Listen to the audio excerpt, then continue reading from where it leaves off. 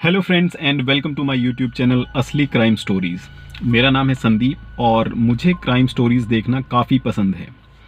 मैंने शुरुआत की सावधान इंडिया, क्राइम पेट्रोल जैसे कुछ सीरियल्स देखने से, बट फील हुआ कि वो तो रियलिटी से बिल्कुल अलग हैं। इनफैक्ट अगर आप थोड़ा भी लॉजिक लगा कर उनको देखेंगे तो कभी कभी फील होता है कि वो प्योरली बेवकूफ़ बना रहे हैं। उसके बाद कुछ वेब सीरीज़ देखी जो कि according to the makers real life या रियल इंसिडेंट से इंस्पायर्ड थी। वो हालांकि उन सीरियल से तो एटलीस्ट काफ़ी बेटर थी, बट फाइनली मैंने कुछ रियल क्राइम डॉक्यूमेंट्रीज यूट्यूब पे देखनी शुरू की और इनफैक्ट उनके बारे में विकिपीडिया या कुछ other sources like news articles वगैरह पे पढ़ना शुरू किया। तो ये फील हुआ कि भाई जो रियल लाइफ में लोग ऐसे ऐसे काम, ऐसे ऐसे क्राइम करके बैठे हुए हैं कि ये जो सीरियल्स वाले या फिर ये जो वेब सीरीज़ वगैरह वाले हैं ये वो सब तो दिखा ही नहीं सकते। तो मुझे लगा कि ऐसी स्टोरीज़ इंटरेस्टिंग और शॉकिंग और इनफैक्ट काफ़ी जो क्रिमिनल स्टोरीज़ हैं, असली जो क्राइम किए हैं लोगों ने, वो आपके साथ शेयर करनी चाहिए। और क्योंकि अगर मुझे इसमें इंटरेस्ट है, मुझे ये स्टोरीज़ अच्छी लगती हैं, तो ज़रूर मेरे जैसे और भी लोग होंगे। तो गाइज़, अगर आपको रियल क्राइम स्टोरीज़ अच्छी लगती हैं, क्राइम स्टोरीज़ अच्छी लगती हैं, तो ये चैनल बिल्कुल आपके लिए है।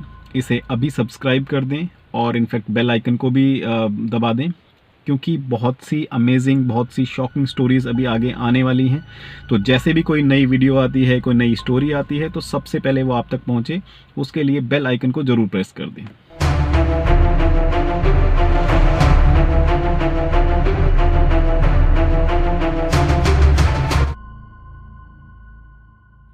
ओके, तो आज मैं आपको एक ऐसी असली क्राइम स्टोरी सुनाने जा रहा हूँ जिसमें एक ऐसा ट्विस्ट है जिसे देखकर आप भी बोलेंगे कि यार चाहे टाइम लगे, लेकिन अगर कोई क्राइम हुआ है, कुछ गलत हुआ है, तो एक ना एक दिन उसका जस्टिस ज़रूर मिलता है। तो ये स्टोरी है जेरी माइकल विलियम्स या फिर माइक विलियम्स की, जो कि फ्लोरिडा, अमेरिका का रहने वाला था। तो ईयर 2000 में माइकल अपने घर से कुछ किलोमीटर की दूरी पर एक सेमिनल नाम की लेक थी, वहाँ पर वो डक हंटिंग करने गया, लेकिन कभी लौट के वापस नहीं आया। तो ये माना गया कि वो शायद उसका कोई एक्सीडेंट हो गया होगा लेक में, वो पानी में डूब गया, वहाँ पर डूब के मर गया। और क्योंकि उस लेक में काफ़ी सारे मगरमच्छ रहते थे, तो ये समझ लिया गया कि शायद मगरमच्छ उसकी बॉडी को खा गए होंगे, क्योंकि उसकी बॉडी रिकवर नहीं हो पाई। लेकिन क्या जो दिख रहा था, या फिर यूं कहें कि जो दिखाया जा रहा था, बिल्कुल वैसा ही था, या ये कहानी कुछ अलग थी, या इस कहानी में कुछ और ट्विस्ट था? तो चलिए जानते हैं इस चीज़ को।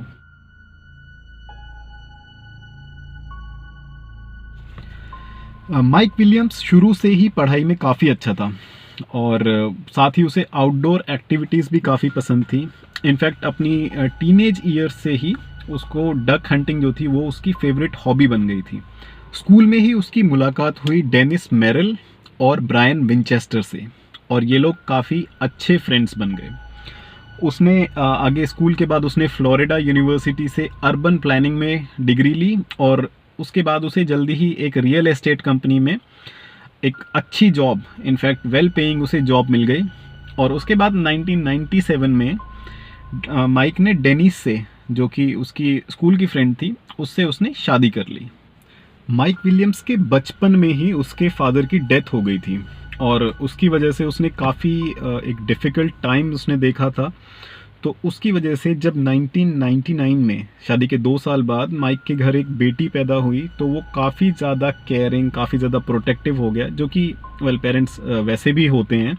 तो उसने सोचा कि जो उसके साथ हुआ, जो डिफ़िकल्टी उसने देखी, कहीं गलती से कभी उसकी बेटी को वो सब ना देखना पड़ जाए। तो इस वजह से उसने कई सारी इंश्योरेंस पॉलिसीज़ ले ली। इनफैक्ट उनकी जो वैल्यू थी वो लगभग $2 मिलियन, या ये कहें कि 15 करोड़ के आसपास उनकी वैल्यू थी।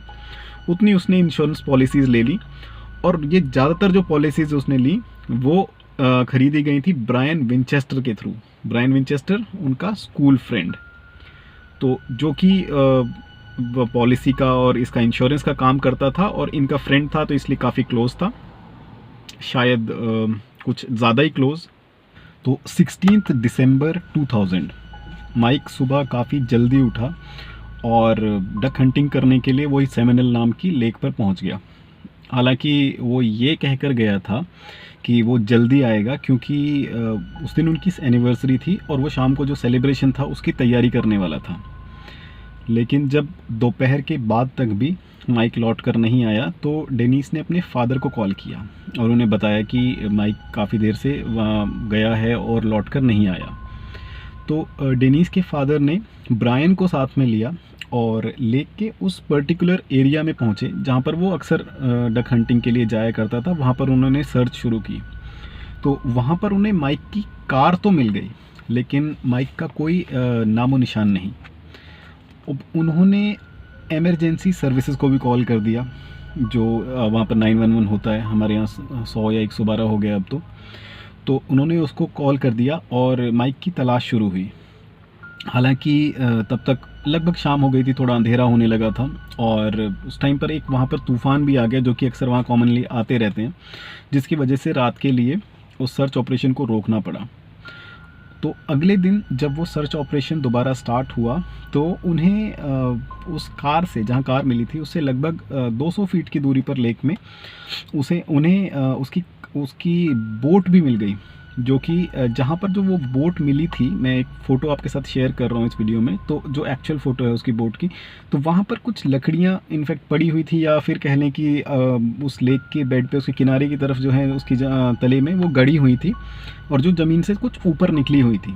तो ये समझा गया कि शायद इन लकड़ियों से उसकी बोट टकरा गई, जिसकी वजह से वो उसकी बोट पलट गई या टेढ़ी हो गई और वो पानी में गिर गया। और गिरने की वजह से, क्योंकि मैंने आपको जैसा पहले भी बताया कि बोट में, उसमें लेक में काफ़ी सारे मगरमच्छ थे, तो शायद वो उसकी बॉडी को खा गए, तो इस वजह से उसकी बॉडी रिकवर नहीं हो पाई। तो इस तरीके से जो सर्च ऑपरेशन है वो लगभग 2 महीने के आसपास चला। बॉडी तो रिकवर खैर हो नहीं पाई, तो उसके बाद उस केस को क्लोज़ कर दिया गया, उसे एक एक्सीडेंट मान लिया गया और फाइल को क्लोज़ कर दिया गया। लेकिन जो शेरिल, माइक की मदर थी, शेरिल उनका नाम था, वो इस चीज़ को बिल्कुल मानने को तैयार नहीं थी। तो उन्होंने हालांकि एक अपनी प्राइवेट इन्वेस्टिगेशन टीम भी उन्होंने अपने खर्चे पर उनको हायर किया, उन्होंने भी काफ़ी कोशिश की, बट कुछ खास तो वो भी नहीं निकाल पाए। तो अब 6 महीने के बाद, लगभग 6 महीने बाद, एक फ़िशरमैन, एक मछुआरे को, जो कि उसी लेक में वो फ़िशिंग कर रहा था, तो वहाँ पर उसे एक बूट और एक जैकेट मिली। और उस जैकेट में जब उसने वो इन्वेस्टिगेशन टीम को दी, पुलिस के पास दी, तो उनको उसमें माइक का लाइसेंस मिल गया। तो अब इन चीज़ों से ऑलमोस्ट क्लियर हो गया कि हाँ ठीक है, वो वहीं पर डूबकर मर गया है और शायद मगरमच्छ खा गए हैं। तो इस तरीके से वो ऑलमोस्ट प्रूव हो गया। और फिर कोर्ट से वो सब डॉक्यूमेंट्स और वो सब उन्होंने सबमिट किया डेनिस ने, तो उसे कोर्ट से लीगली डेड जो है उसे डिक्लेयर कर दिया गया कि वो लीगली मर गया है अब। तो हालांकि उस इंसिडेंट में एक बहुत ही इम्पॉर्टेंट, और या फिर ये कहें कि बहुत ही एक अजीब बात, जिस पर उस वक्त किसी भी का भी ध्यान नहीं गया, वो ये थी कि जो बूट मिला या जो जैकेट मिली, उस जैकेट पर कहीं पर भी कोई काटने के या फटने के इस तरीके के कोई निशान नहीं थे। और इनफैक्ट वो उनकी जो कंडीशन थी वो भी काफ़ी साफ़ दिख रही थी। वो ऐसा नहीं लग रहा था कि 6 महीने से जैसे वो पानी में पड़ी हैं तो वो गल गई हैं, तो ऐसा कुछ खास उसमें दिख नहीं रहा था। खैर, डेनिस को तो $1.5 मिलियन, या फिर इंडियन करेंसी में कहें तो 10 करोड़ से ऊपर का इंश्योरेंस क्लेम मिल गया। और किस्मत से उसे रोने के लिए एक कंधा भी मिल गया। कौन? ब्रायन विंचेस्टर, वही स्कूल फ्रेंड जिसने इंश्योरेंस भी किया था। और उसके कुछ टाइम बाद ब्रायन ने अपनी वाइफ को डिवोर्स दे दिया और उसने डेनिस से शादी कर ली। और उसके बाद वो लोग हमेशा हमेशा के लिए एक दूसरे के साथ खुशी खुशी रहने लगे। तो कहानी ख़त्म। तो ये कहानी आपको कैसी लगी वो कमेंट्स में ज़रूर बताएं। मजाक कर रहा हूँ, अभी तो कहानी इनफैक्ट शुरू हुई है, अभी तो इसमें बहुत सारे ट्विस्ट एंड टर्न्स आने बाकी हैं। तो आप बने रहिए इस चैनल के साथ। तो जैसा कि मैंने बताया, जो माइक की मदर शेरिल, उन्होंने कभी भी इस थ्योरी पर विश्वास नहीं किया। उन्होंने बाद तक भी कई साल तक उन्होंने काफ़ी कोशिश की, धरने दिए और काफ़ी लोगों से मिली और ये कोशिश की कि वो केस फिर से ओपन हो जाए। इनफैक्ट एक बार वो केस फाइल फिर से ओपन हुई, इन्वेस्टिगेशन थोड़ा बहुत हुआ, बट कुछ खास क्योंकि सबूत नहीं मिल पा रहे थे, इस वजह से वो केस फिर से ख़त्म हो गया। और इसी तरीके से कुछ साल इस तरीके से बीत गए। और उधर ब्रायन और डेनिस की जो हैप्पी मैरिज थी वो अब कुछ खास हैप्पी नहीं चल रही थी, जो कि ऐसे केसेस में होता ही है। तो 2012 में वो दोनों अलग हो गए और 2015 में उनका डिवोर्स भी फाइनल हो गया। ब्रायन जो था वो डिवोर्स के एकदम खिलाफ था, वो बिल्कुल डिवोर्स नहीं लेना चाहता था, लेकिन चलो एनी हाउ डिवोर्स हो गया। अब 2016 में यानी डिवोर्स के कुछ महीने के बाद एक दिन डेनिस अपनी कार से कहीं जा रही थी, तो उसने देखा कि उसकी कार की पिछली सीट पर कोई आदमी हाथ में गन लिए हुए बैठा हुआ है। तो उसने गाड़ी रोकी, देखा तो ब्रायन था। अब ब्रायन बहुत ज़्यादा गुस्से में था, उसने उसको बोला कि मैं डिवोर्स नहीं लेना चाह रहा था, और इनफैक्ट डिवोर्स लेने के बाद अब जो है डेनिस ने वो ब्रायन की कॉल्स वगैरह भी पिक करना बंद कर दिया था, जिसकी वजह से वो और ज़्यादा गुस्से में था। और उसने कहा कि वो डेनिस को मार देगा, फिर खुद को गोली मार लेगा, इस तरह की बातें कर रहा था। हालांकि डेनिस ने उसे किसी तरीके से शांत किया और उसे अपने घर पे, उसके ब्रायन के घर पे उसको ड्रॉप कर दिया। तो ड्रॉप करते हुए ब्रायन को शायद थोड़ा दिमाग शांत हुआ होगा, उसने उससे डेनिस से माफ़ी मांगी, उसने कहा कि ठीक है मुझसे गलती हो गई और इस चीज़ को यहीं पर ख़त्म कर देना, इसको कोई पुलिस के पास मेरी कोई कंप्लेंट मत करना। तो उस टाइम डेनिस ने प्रॉमिस कर दिया कि ठीक है मैं कोई कंप्लेंट नहीं करूँगी, लेकिन वो झूठ बोल रही थी।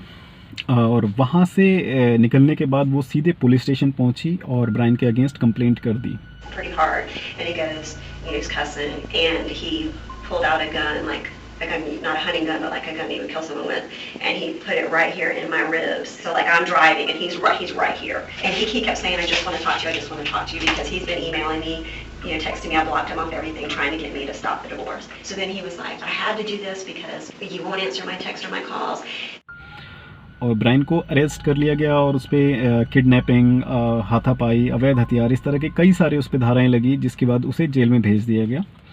और 2017 में यानी कि नेक्स्ट ईयर उसके केस का फैसला भी आ गया, जिसमें उसे 20 साल की सज़ा हुई। और उसे सज़ा होने के अगले ही दिन पुलिस ने ये डिक्लेयर किया कि उन्हें माइक विलियम्स, जो 2000 में जो गायब हुआ था, उसकी बॉडी मिल गई है, और इनफैक्ट वो कोई एक्सीडेंट नहीं था, वो एक मर्डर था। उसकी बॉडी, या ये कहें बॉडी क्या, अब तो जो भी उसका जो स्केलेटन कंकाल ही बचा था, तो वो उस लेक से लगभग 60 किलोमीटर दूर एक बंद रोड के किनारे पर एक पर्टिकुलर एक जगह पर, वहाँ पर उन्हें वो बॉडी वो कंकाल जो है वो दबा हुआ मिल गया। मई 2018 में डेनिस को अरेस्ट कर लिया गया और उसे अपने हस्बैंड को मर्डर करवाने के चार्जेस पे उसे उम्र कैद की सज़ा, लाइफ सेंटेंस उसको दिया गया। तो आखिर हुआ क्या था, असली कहानी एक्चुअल में थी क्या? तो माइक से शादी के कुछ टाइम बाद से ही डेनिस और ब्रायन का एक अफेयर, एक्स्ट्रा मैरिटल अफेयर जो है वो शुरू हो गया था।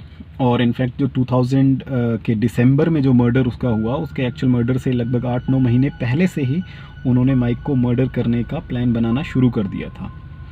अब डेनिस जो थी वो माइक को डिवोर्स नहीं देना चाहती थी। उसका मानना ये था कि उससे एक तो उसकी शायद इमेज जो है वो ख़राब हो जाएगी, दूसरा कि जो उनकी बेटी थी उसकी कस्टडी, क्योंकि उसके पास कोई बहुत बड़ा कोई रीज़न नहीं था डिवोर्स लेने के लिए, तो शायद वो कस्टडी उसे ना मिले और उसकी बजाय वो माइक को उसकी कस्टडी मिल जाए।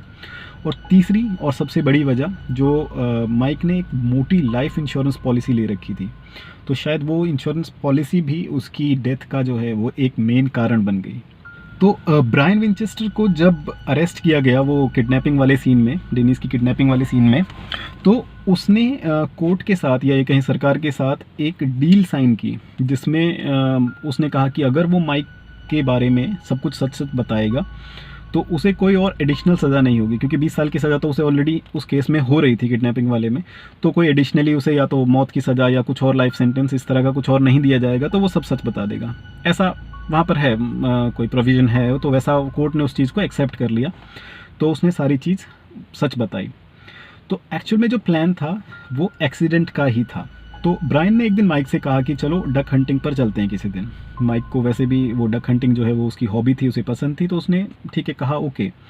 तो उन्होंने प्लान किया कि किसी दिन सुबह जल्दी जाकर जल्दी वापस आ जाएंगे।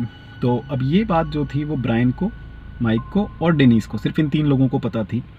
तो जिस दिन मर्डर था या उस इंसिडेंट से पहली रात को ब्रायन ने अपनी वाइफ को कोई जो स्लीपिंग पिल, नींद की दवाई, उसने उसको किसी खाने वाने में दे दी ताकि वो सुबह लेट तक सोती रहे। तो प्लान उसने ये किया कि सुबह जल्दी उठकर 4-5 बजे के आसपास उठा और अपना फ़ोन जो है वो ऑफ़ कर दिया, क्योंकि प्लान तो था ही जाने का। वो माइक के पास पहुंचा, वहाँ से फ़ोन ऑफ़ करके, फ़ोन ऑफ़ इसलिए किए ताकि उसकी लोकेशन ट्रेस ना हो पाए। उसके बाद माइक के पास पहुंचा, माइक को साथ लिया, अपनी अपनी गाड़ी से लेक पर पहुंच गए। लेक पर पहुंचने के बाद वो जब बोट में गए तो ब्रायन ने माइक को धक्का दे दिया। प्लान यही था कि ये डूब के जो है मर जाएगा और इसको एज एन एक्सीडेंट दिखा दिया जाएगा और जो कि प्रूव हो जाएगा।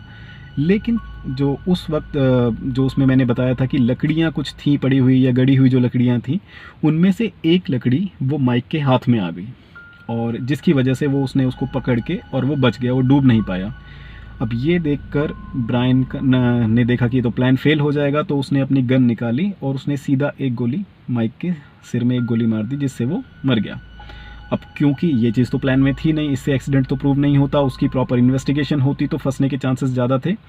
तो उसने कहा कि चलो बॉडी गायब कर देंगे, तो वो चीज़ शायद एक एज एन एक्सीडेंट में की तरह मान ली जाए, जो कि एक्चुअल में हुआ भी। तो उसने वो बॉडी किसी तरीके से बाहर निकाली, अपनी कार में उसको लोड किया और वहाँ से वही जो 60 किलोमीटर दूर एक सुनसान जगह पर, वो रोड के किनारे, उसने वहाँ पर किसी तरीके से खड्डा खोद के और वहाँ पर उसकी बॉडी को वो दबा दिया। वापस आया, फटाफट वापस आया और अपनी गाड़ी को धोया होया, खुद भी जो भी क्लीन वगैरह हुआ और जाकर अपनी वाइफ के पास लेट गया। और इनफैक्ट उसने अपनी वाइफ को हल्का सा जगाया भी, ताकि उसकी एक गवाही बन सके कि हाँ वो रात को तो क्योंकि सोई थी तब भी वो वहाँ पर मौजूद था और सुबह जब वो उठी उसने देखा कि अच्छा ये तो यहीं पर मौजूद है। तो इस तरीके से उसकी गवाही बन गई। ये तो हो गया मर्डर का प्लान। तो लेकिन क्योंकि बॉडी रिकवर नहीं हो पा रही थी, तो उससे वो जो इंश्योरेंस का क्लेम था वो मिलने में दिक्कत आ सकती थी। तो इसलिए उन्होंने 6 महीने के बाद जो बूट और जो उसकी जैकेट मिली थी जिसमें लाइसेंस था, वो भी ब्रायन ने डेनिस से लेकर वो एक दिन चुपचाप जाकर वहाँ लेक में फेंक दिए, ताकि वो किसी दिन 2-4 दिन, 1-2 दिन के अंदर वो किसी और को मिल जाएं, जो कि हुआ। और उसकी वजह से वो लीगली प्रूव हो सके कि हाँ जो माइक है वो डेड हो गया है और उसकी जो इंश्योरेंस पॉलिसी है उसका क्लेम वो डेनिस को मिल जाए। तो इतने साल तक जो भी 2000 में मर्डर हुआ और 2017 में ये चीज़ 17 में ये चीज़ या 18 में ये चीज़ सामने आई, तो इतने सालों तक वो एक दूसरे के राज जो थे वो छुपाते आ रहे थे। और इनफैक्ट ब्रायन जो था वो डिवोर्स ना लेने का डेनिस से, ये उसका वो जो नहीं चाहता था, उसका एक सबसे बड़ा रीज़न ये भी था क्योंकि उसे लगता था कि अगर डिवोर्स ले लिया तो उसके बाद शायद वो कुछ किसी तरीके से उसको फंसा दे या उसके ऊपर सारा इल्ज़ाम डाल के कुछ चीज़ वो बता सकती है। तो इस वजह से ये वो डिवोर्स नहीं लेना चाहता था। लेकिन जब डेनिस ने ब्रायन के अगेंस्ट ही कंप्लेंट कर दी वो किडनैपिंग वाले केस में, तो और उसे सज़ा भी हो गई 20 साल की, तो फिर ब्रायन ने सारा कुछ, उसने कहा कि ठीक है मैं भी सारा कुछ साफ साफ बता देता हूँ, जो कि चलिए होना था, एक ना एक दिन तो वो चीज़ होनी ज़रूर थी। ब्रायन ने जो कन्फेशन जो कोर्ट में दिया था उसकी फुल वीडियो का मैं लिंक डिस्क्रिप्शन में डाल देता हूँ, अगर किसी को देखना है तो वो देख सकता है कि उसने पूरा एक एक चीज़ डिटेल में कैसे बताई है कि कैसे उन्होंने प्लान किया, कैसे एक्चुअल मर्डर हुआ, उसके बाद कैसे बॉडी फंसाई, उसने छिपाई, और उसके बाद की जो भी चीज़ें हैं उनके लव अफेयर, वो सारा चीज़ लगभग 1 घंटे के आसपास का वो पूरा कन्फेशन है। उसका मैं वीडियो जो है वो उसका लिंक मैं डिस्क्रिप्शन में डाल देता हूँ, अगर आपको देखना हो तो देख सकते हैं। तो ब्रायन को जो है वो 20 साल की सज़ा हुई इस केस में, और जो डेनिस है उसको लाइफ इम्प्रिजनमेंट यानी कि उम्र कैद की सज़ा सुनाई गई। तो इस केस को सॉल्व होने में इनफैक्ट 18 साल लग गए, और जब सॉल्व हुआ तो किसी भी मूवी, किसी सस्पेंस मूवी या थ्रिलर मूवी की कहानी से ये कहीं किसी भी तरीके से कम नहीं था। ओके, तो thank you very much guys अपना टाइम देने के लिए और मेरी कहानी सुनने के लिए। और अगर आपको ऐसी ही और कहानियाँ सुननी हैं तो ये चैनल ज़रूर सब्सक्राइब कर लें, बेल आइकन दबा दें। जैसा कि मैंने बताया कि बहुत सी अमेजिंग, बहुत सी शॉकिंग स्टोरीज़ आने वाली हैं।